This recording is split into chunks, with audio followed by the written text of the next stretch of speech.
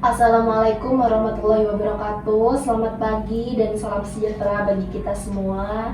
Alhamdulillahirrahmanirrahim. Puji syukur kita panjatkan kehadirat Allah Subhanahu wa Ta'ala, karena pada kesempatan kali ini atas rahmat dan hidayahnya kita bisa berkumpul dalam acara talk show pada hari ini dalam keadaan sehat walafiat. Perkenalkan, saya Dita Aulia Maharani yang pada kesempatan kali ini saya akan bertindak sebagai moderator dalam talk show bertema Peran Guru BK dalam Advokasi Hak Anak Pasca Tragedi. Sebagaimana kita ketahui, beberapa waktu yang lalu telah terjadi tragedi memilukan di Kabupaten Ngada, Nusa Tenggara Timur, di mana seorang siswa sekolah dasar mengakhiri hidupnya yang diduga berkaitan dengan keterbatasan ekonomi dan juga hambatan akses kebutuhan pendidikan. Kita tentunya sepakat bahwa hak hidup merupakan hak paling mendasar. Namun ketika hak tersebut telah hilang, pertanyaannya adalah apakah advokasi masih relevan dan bagaimana peran guru BK dalam konteks ini?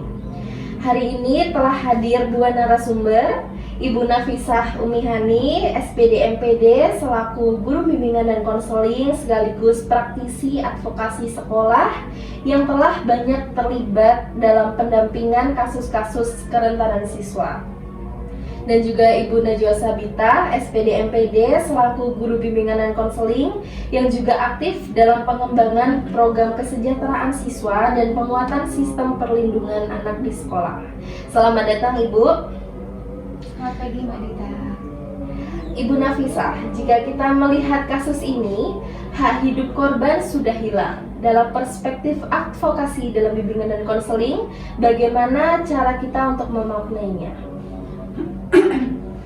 Baik, terima kasih Kak Dita.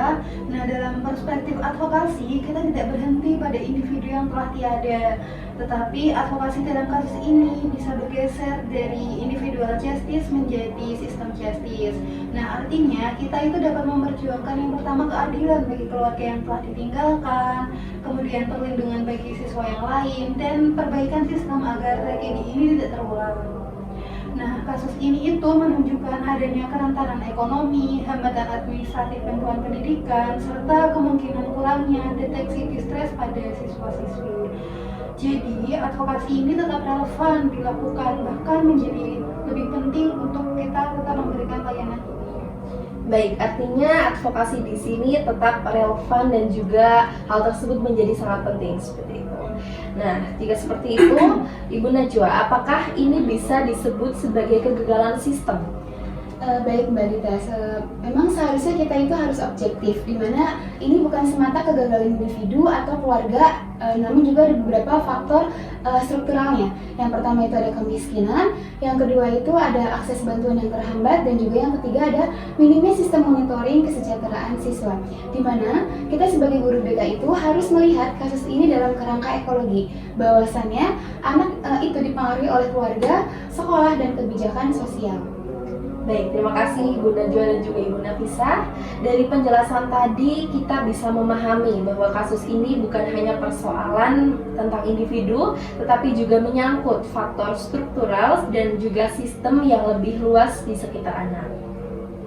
Artinya ketika tragedi sudah terjadi, sekolah tidak hanya berduka, tetapi perlu bergerak secara profesional dan juga terarah. Jika demikian, dalam situasi krisis seperti ini, apa langkah pertama yang mungkin dilakukan oleh guru BK? Baik, Kak Dita, nah langkah awal ini dapat berupa krisis respon, di mana krisis respon ini adalah penanganan darurat setelah tragedi ini terjadi untuk menstabilkan kondisi emosional warga sekolah. Nah, yang pertama itu ada psychological first aid, di mana bantuan psikologis awal ini untuk menenangkan siswa, membantu mereka merasa aman, dan menjaga kepanikan atau trauma yang terjadi pada siswa-siswa yang lainnya. Kemudian dapat menggunakan konseling kelompok untuk teman sekelas. Nah, hal ini digunakan untuk memberi ruang bagi siswa untuk mengekspresikan perasaan sedih, kaget, atau takut agar tidak dipendam sendiri oleh siswa. Kemudian dapat mengedukasi guru agar tidak terjadi stigma. Nah, hal ini digunakan untuk mencegah munculnya sikap menyalahkan korban atau keluarga yang bisa saja memperburuk situasi psikologis siswa-siswa yang lainnya. Nah, yang terakhir kita dapat mencegah efek imitasi atau copycat, di mana itu dapat mengontrol siswa atau narasi-narasi di sekolah agar kasus ini tidak dianggap sebagai solusi oleh siswa yang lainnya yang sedang tertekan. Nah, tujuan utamanya adalah menstabilkan kondisi emosional komunitas sekolah dan mencegah dampak psikologis lanjutan. Baik, jika seperti itu, lalu bagaimana dengan keluarga korban sendiri? Baik, setelah tragedi yang terjadi itu, guru BK ini tidak berhenti pada penanganan di sekolah, tetapi perlu melakukan yang namanya advokasi kepada keluarga korban sebagai bentuk tanggung jawab profesional dan juga bentuk sebagai pertanggungjawaban moral. Nah, yang dapat kita lakukan itu, pertama itu kita melakukan home visit, di mana nanti kita melakukan untuk memahami kondisi nyata keluarga, untuk memberikan empati secara langsung dan juga serta membangun komunikasi yang suportif. Dan yang kedua itu melakukan pendampingan psikososial yang bertujuan membantu keluarga menghadapi duka, rasa bersalah, kemudian juga atau tekanan sosial yang mungkin muncul setelah kejadian tersebut. Dan selanjutnya itu menghubungkan keluarga dengan dinas sosial, yang mana bentuk advokasi agar keluarga itu memperoleh akses terhadap bantuan sosial, baik bantuan ekonomi maupun layanan pendampingan. Kemudian juga mengawal hak bantuan pendidikan bagi saudara korban. Itu penting ya, agar anak-anak itu dapat anak-anak lain dalam keluarga itu tuh tetap mendapatkan hak pendidikannya dan tidak mengalami tekanan atau kerentanan yang sama.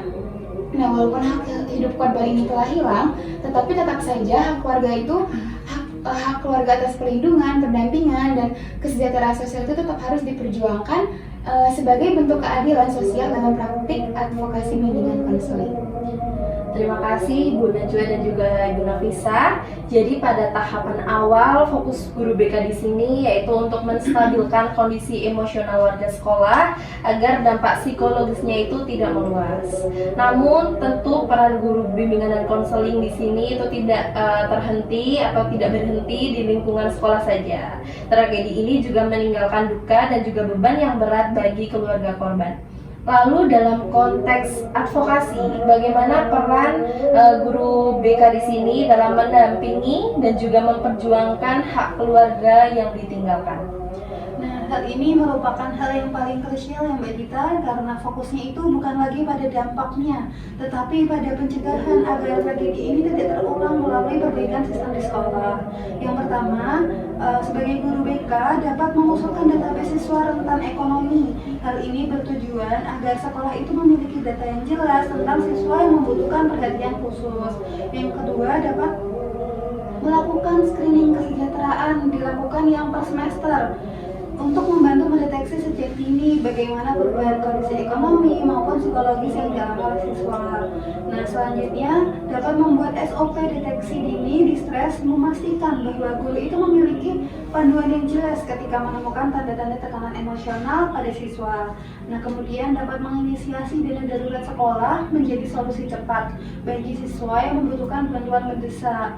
Selanjutnya, yang terakhir dapat mengembangkan program literasi kesehatan mental. Hal ini bertujuan untuk meningkatkan kesejahteraan siswa, kesadaran siswa, dan para guru mengenai pentingnya mencari bantuan saat mengalami tekanan. Nah, pada intinya, advokasi pada tahap ini itu berarti membangun sistem perlindungan yang lebih kuat, bukan hanya bereaksi setelah tragedi ini terjadi. Baik, terima kasih penjelasannya Ibu Nafisa. Jadi pada tahapan ini advokasi itu tidak lagi bersifat reflektif tetapi juga sistematik, yang artinya dapat membangun perlindungan agar siswa itu tidak jatuh dalam kondisi yang sama di masa depan. Lalu apakah peran guru BK di sini cukup di tingkat sekolah saja atau boleh sampai ke ranah kebijakan? Sangat boleh ya Mbak Rita, mungkin bahkan bisa dibilang itu sangat diperlukan karena guru BK sendiri itu memiliki tanggung jawab profesional untuk menyuarakan temuan di lapangan, terutama jika berkaitan dengan hak dan kesejahteraan siswa. Yang pertama itu adalah melaporkan temuan kepada kepala sekolah dan dinas pendidikan yang bertujuan agar permasalahan itu tidak berhenti di tingkat sekolah saja, tetapi juga mendapat perhatian yang struktural. Kemudian juga mengadvokasi percepatan bantuan pendidikan dilakukan agar siswa yang rentan itu tidak mengalami hambatan administratif yang dapat berdampak pada kondisi psikologisnya seperti kasus tersebut. Kemudian juga menjadi mediator antara sekolah, orang tua, dan pemerintah. Desa penting untuk membangun komunikasi yang suportif dan juga mencegah saling menyalahkan.